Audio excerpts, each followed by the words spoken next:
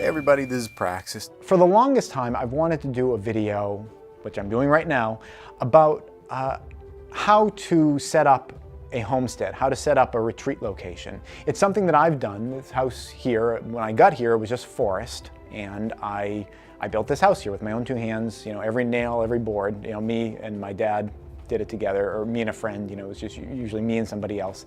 Usually my dad helped, which was awesome of him. Thank you very much. This is something that I've done, and it was not unattainable at all. Now, prior to this, I'd never even built a birdhouse before, and just through determination and motivation, I got the skill set to build this. It took me about 3 or 4 months. I started on September 1st of one year, and in the same year, by Christmas, the house was pretty much up. The whole thing altogether cost somewhere between $60,000 and $80,000. It was about $60,000 for the land and the house kit, and about another 20 maybe for the foundations and septic work, wiring, things of that nature. Maybe a little more than 20, but somewhere in that ballpark. For somewhere between $80,000 and $90,000, I had a house that could sustain me and support me. Oh, is that it? Just $100,000? Well, let's open up the old wallet here and see what we got going on. We got a 5, we got a few 1s, ooh, a 20, but not $100,000. What gives? Okay, yeah, $100,000, that's a lot of money. And I think it's worth addressing that and acknowledging that. But there are two factors here. One is that not everyone has to build a house like I built. I built a house that cost almost $100,000 because I could afford to build a house that cost almost $100,000. You don't have to do that. In fact, just a couple of years ago, right on my property, I built a smaller house that I just permitted it as a shed, but it's fully insulated. You could totally use it as a house. I built it for a tiny, tiny fraction of this whole thing. So let's check that out. And then I have another tip that I think is even more important than that. So wow, I've really underplayed what we're about to go to, but it's a really cool shed. So let's check it out. It's negative 15 degrees outside right now, and you can see it looks very chilly on the shed here that I built. But we're gonna go inside, and you're not gonna be able to feel it because you're just watching this on a video, but I can feel it right now. It is much more comfortable in here. I mean, it's probably just a few degrees above freezing in here, but it's much, much more comfortable than being outside. And if I put a heater in here, in 10 minutes you could have this place being really toasty. Now, this was not built as a house. Well, it was built as a house, but it was not permitted as a house. It's just permitted as a shed. But it's super well insulated. It's got these nice big sunny windows that let in lots of light. There's some storage area up here, going across these collet ties. On the other side, over here, I have some more storage area up here, but that's on 2x4s and 2x6s. That is a totally appropriate place to sleep. You can throw a mattress up there. Be really, really comfortable. There's about 150 square feet down here just on the bottom alone, not counting what's up there.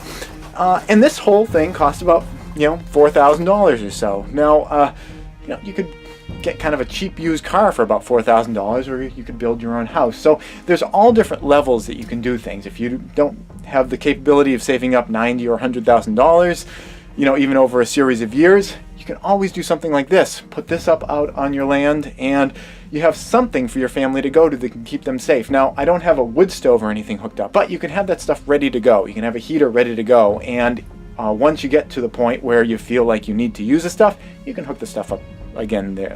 You can hook the stuff up later. Now, of course, that introduces all the issues with, are you going to kill yourself from carbon monoxide poisoning because you're hooking this stuff kind of jerry-rigged at the last minute? That's a whole other video. You got to be careful with that kind of stuff. But the point is that you can have a place that you can come to, and it does not have to cost you, tens of thousands of dollars or anything like that. $4,000, the cost of a reasonably cheap used car.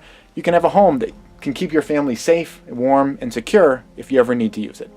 All right, so really nice, really cozy, much better than living in a tent in the middle of winter in a crisis situation, and a tiny, tiny fraction of building a house like this. But like I said, there's another even more important way of thinking about being able to accomplish this as a financial goal, and that is that no matter how little you personally make, there's always somebody who is making less than you and probably living not too far from you. As I was saving up for this house, I was earning about $30,000. My wife at the time was earning about $20,000, and together that's $50,000. But instead of living like people who make $50,000, we chose to live like people who made $20,000. We lived off of $20,000. We were living in a campground, didn't go out to restaurants, all that kind of stuff. Whatever we had to do, we lived on $20,000 and saved that difference. We make 50, we spend 20, that leaves 30. That's a lot of money, $30,000. We were fortunate we were able to do that. We didn't have children at the time, but again, no matter how little you make, there's always somebody who makes less than you. And a lot of those people have kids too.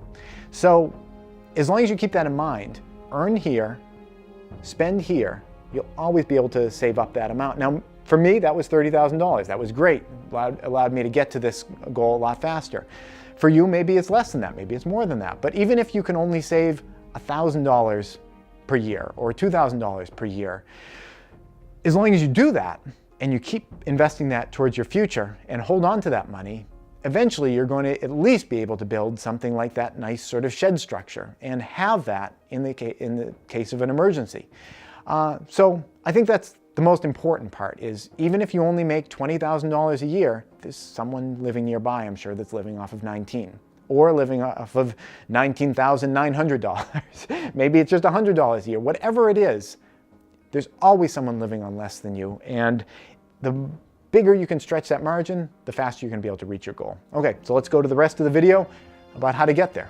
For somewhere between $80,000 and $90,000, I had a house that could sustain me and support me. And it's a great feeling to have that. And I've wanted to share that with people for a while because I think it's really attainable to anyone. But I haven't done a video on it because there are so many pieces to it. You could do a whole web channel just on the idea of building a homestead. So it was something that I just kind of kept delaying.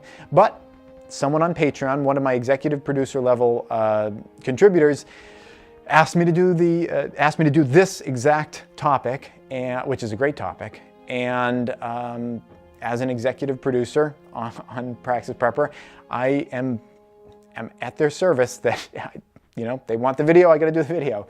So it was a good kick in the butt to me to do the video because I think it's really important. It's really valuable to a lot of people, but it's so big. And it takes a lot of time in doing it, but it takes a lot of time thinking about it as well.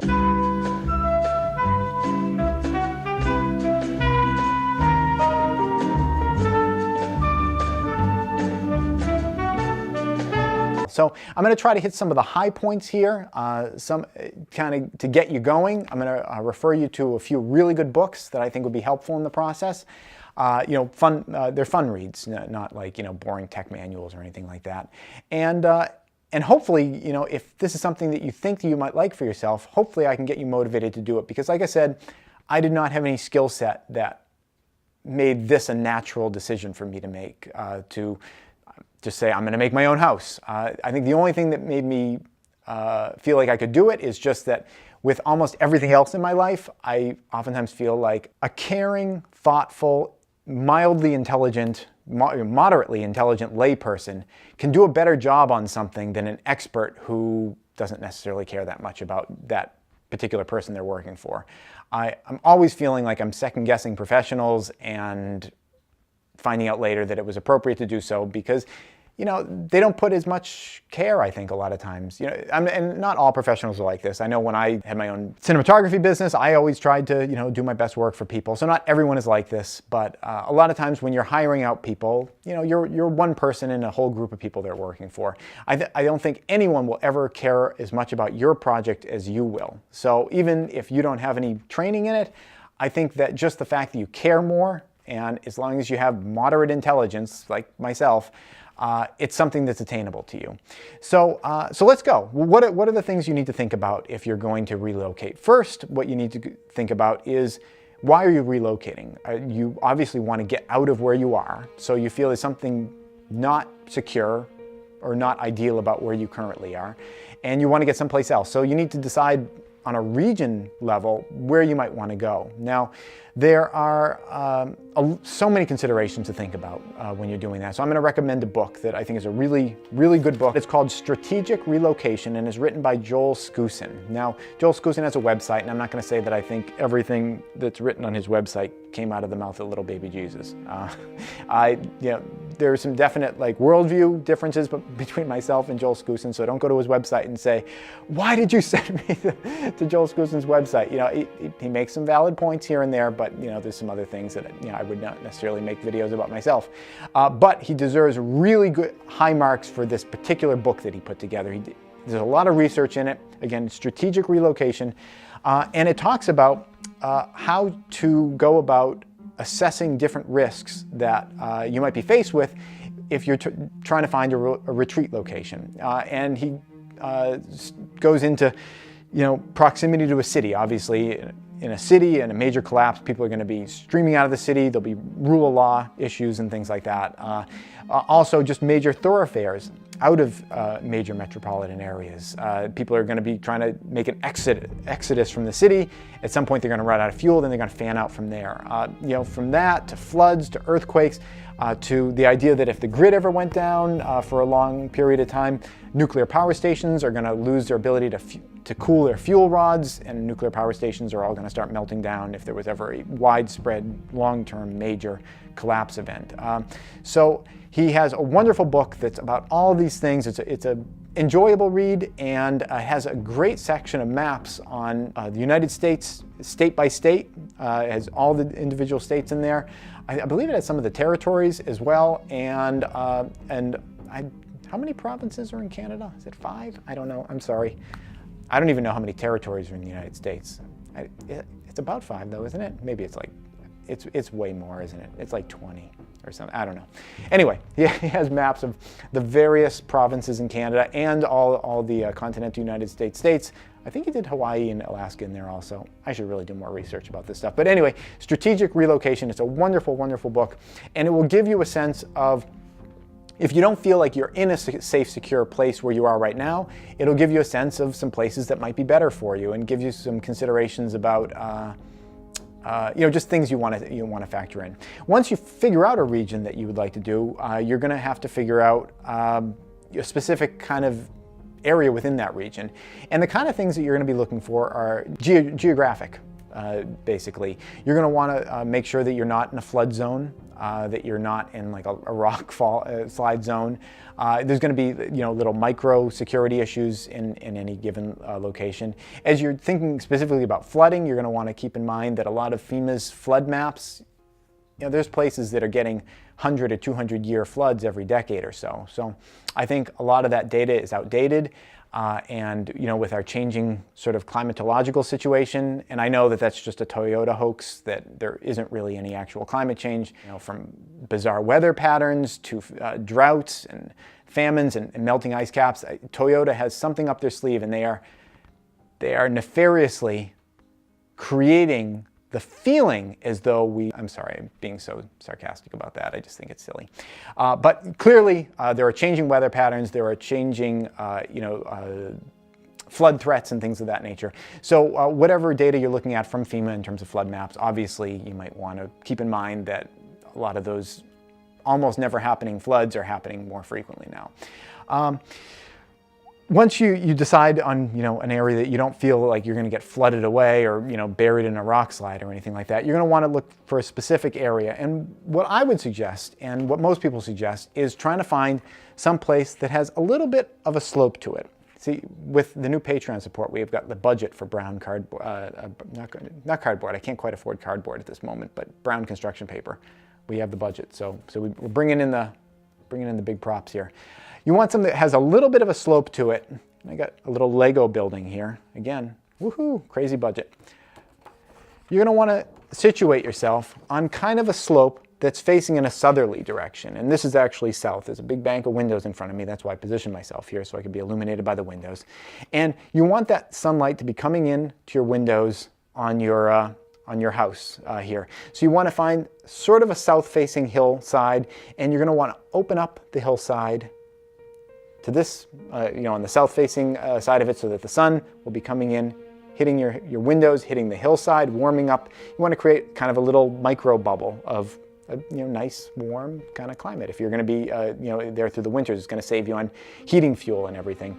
You also want to have a lot of forest remaining around your house to keep the winds from the north and the east and the west kind of blowing over you, and it's going to create this nice little bubble for you right there with the sun coming in. Now, the sun orientation in terms of warming the inside of your house is not that as critical as it used to be, because in a lot of municipalities you have to use what's called low E glass in your windows, and that is a glazing that prevents heat from radiating in or out through your windows. And it's good keeping the heat from radiating out through your windows, because you pay to heat your house and then you want to keep that heat.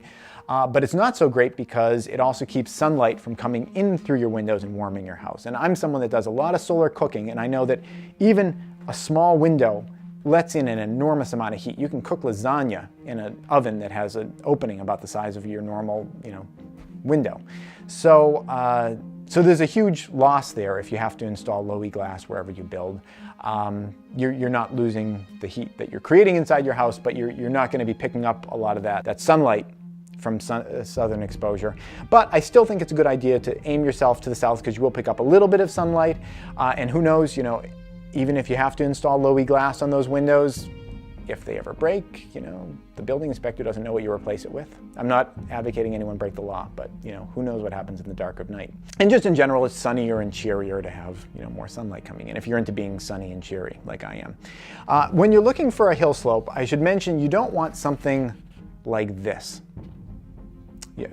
Being down in the bottom of a valley. Even if it's pointing in the right direction, this is going to act as a funnel, a conduit for runoff and everything, and you don't want to be having water running off at your house. Ideally, you want a little bit of a bulge. I'm going to exaggerate the bulge, but a little bit of a bulge up, and that'll keep the water sort of shedding away from your home in that direction. But that's the general idea. You'd want to put your gardens and solar panels down here. You can put solar panels on the roof. I'm not a huge fan of that, because if you get snow, they oftentimes do get covered for quite a while if you're getting snow on your roof. So I think it makes a lot more sense to have the solar panels down low, so you can clean them off if you're relying upon that electricity. But this is the general idea. You want to find a south-facing hillside with kind of a convex,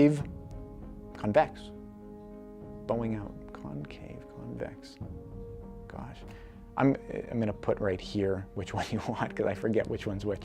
But that bending kind of out, you don't want it to be in the bottom of a valley, and facing in a generally southerly direction is going to be fine. Now you don't have to get specific that it has to be exactly due south. Again, it's just you want to get some sunlight in there.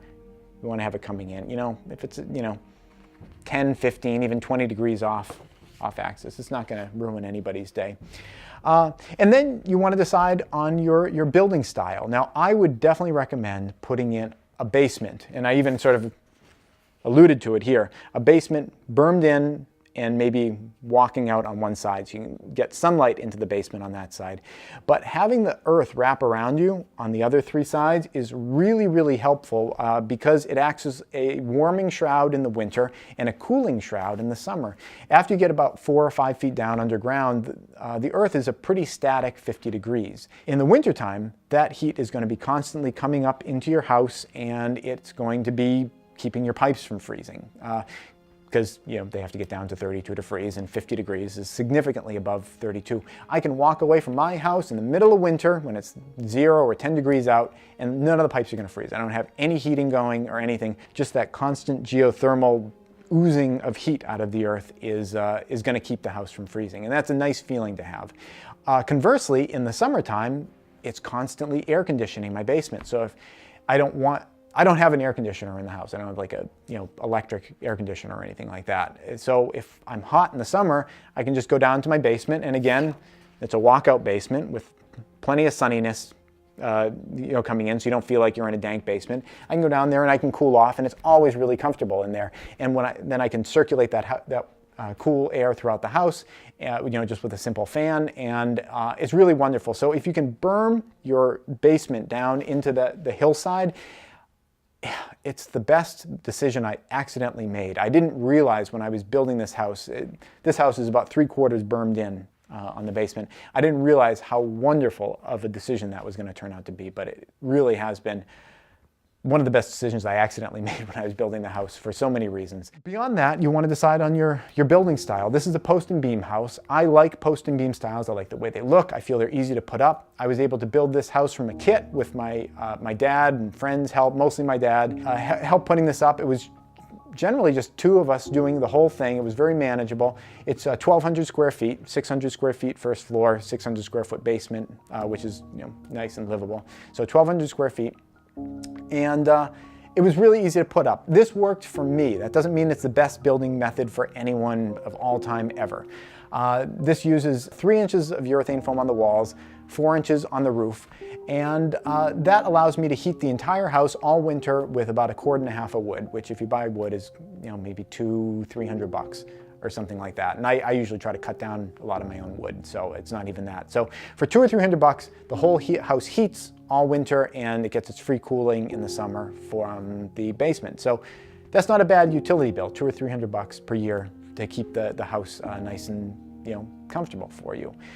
There are plenty of other building methods. There's straw and bale, there's cob, there's conventional construction. I just chose this one because it worked for me. I felt it was easy to put up, and it's proved out over time that having the insulation on the walls keeps it warm, keeps it cool. It's worked out really well for me. I should also mention that I did a lot of work insulating the basement. A lot of times people insulate their basement walls on the inside of the wall, but that's missing a huge opportunity to take advantage of all the thermal mass of that giant slab of concrete that you have there. If you can insulate on the outer wall, the heat that you have created in your house is going to absorb into your basement walls and be kept there. I have 2 inches of that pink foam insulation buried all around the whole exterior basement wall, and those walls absorb the warmth when I have a fire and then slowly radiate it back out into the living space. So I think that's a really great way of helping to stabilize the temperature. There is so much that you could go into in terms of building styles that does not fit in one video, but what I wanted to do is share one book which I think is great, and it was sort of my go-to as I was preparing for my house. It's called Living Homes, and it's written by Thomas Elpel. If you recognize the name Thomas Elpel, it's because he wrote another great book about edible wild plants that I've recommended on other episodes. He's a great writer. He does primitive living and everything, and he's built his own home. I actually had a chance to visit it once. This is his entry greenhouse, and it keeps super warm even in the middle of a Montana winter, just with the sun pretty much coming through these big non-low-E glass windows that he has on there. Living Homes just goes through insulation and insulation systems. He does a lot of stuff about different types of concrete blocks with insulation, all sorts of considerations about angles of sunlight and overhangs, different types of windows you might consider, air exchangers. He loves building with stone and cement and logs. That's not really my style, but there's a lot in here on that. He goes into recycling your water. This is a biogas plant for his chicken house. All sorts of information here. This is just a really great book to kind of get you going on a cold winter's day when you want to start planning for where you want to go next. Living Homes by Thomas Elpel. Beyond that, I think the only thing you need to think about is just to make sure that you've saved up enough money. I did not go into debt building this house. I lived in a trailer for like 3 or 4 or 5 years or something like that.